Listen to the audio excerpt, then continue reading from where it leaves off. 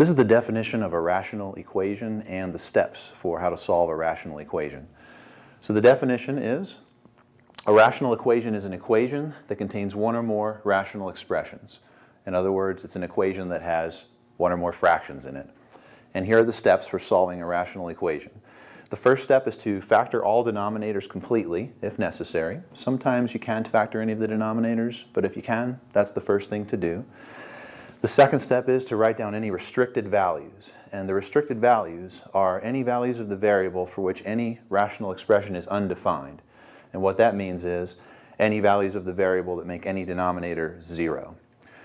The third step is to multiply both sides of the equation. In other words, multiply all terms in the equation by the least common denominator of all fractions that are in the equation. And this clears the equation of fractions. The fourth step is to solve the resulting equation. And the last step is to check our answers. If any potential solution is a restricted value from step 1, then this value is not a solution. And each potential solution can be checked, if you want to, by substituting it directly into the original equation. Here's an example.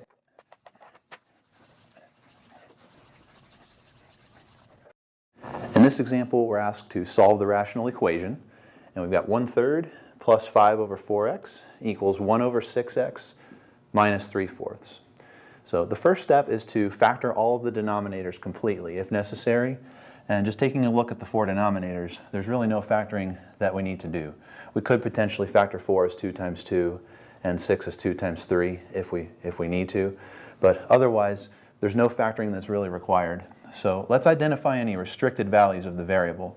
That's any values of the variable that make the denominator 0, which would make any fraction undefined. So here's a denominator that has x in it, and if x were 0 here, 4 times 0 would be 0, and this fraction would be undefined. So I'm going to make a note here that x is not allowed to equal 0. X cannot equal 0, because that would produce a 0 in this denominator, which would make this fraction undefined. That's a restricted value. And then also there's an x in this denominator here. If x were 0 here, 6 times 0 would be 0. This fraction would be undefined. So x can't equal 0. That's the only restriction on x for this particular equation. If we solve it and we happen to get x equals 0 at the very end, then we'll conclude that that is not a real solution. That's not a solution to this equation. Okay. The next thing to do is to multiply both sides of the equation by the least common denominator of all fractions that occur in the equation. So I'm looking at a 3, a 4x, a 6x, and a 4, and trying to determine what the least common denominator would be. And the least common denominator is always the least common multiple of all the denominators. The least common multiple of a 3, a 4, and a 6 is 12. 12 is a common multiple of all 3 of these numbers. And also we need an x for the least common denominator. So the LCD is 12x. We need to multiply both sides of this equation by 12x. So I'm going to show that here by multiplying both sides by 12x.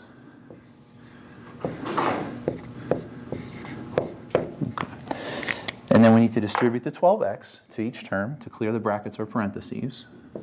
If you can do this step in your mind, then you don't have to write what I'm writing down. But it's 12x times 1/3 plus 12x times 5 over 4x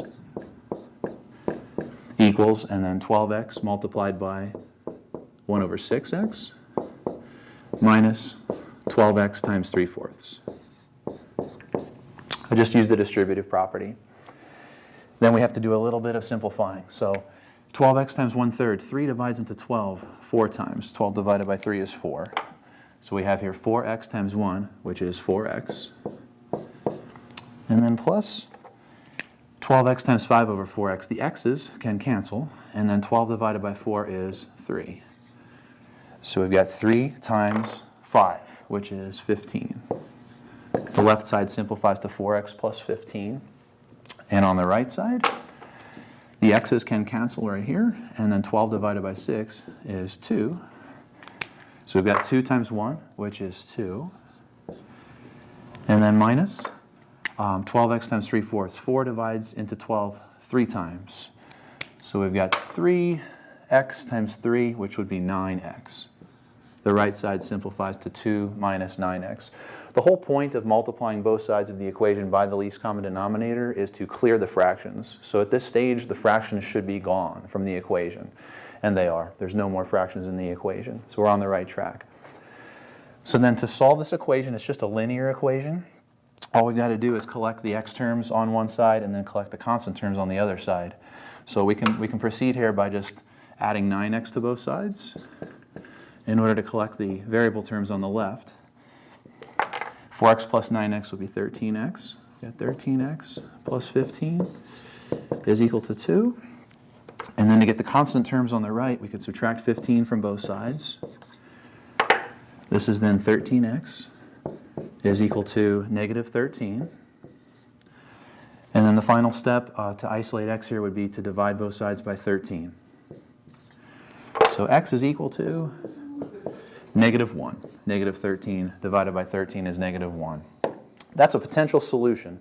We've got to check to make sure that it's valid by comparing it to our restricted value, which was 0. X was not allowed to equal 0. We didn't get 0 as an answer. So this answer is valid. And if we're worried that we might have done something wrong, we can substitute the value negative 1 back into the original equation and make sure that the left side is equal to the right side.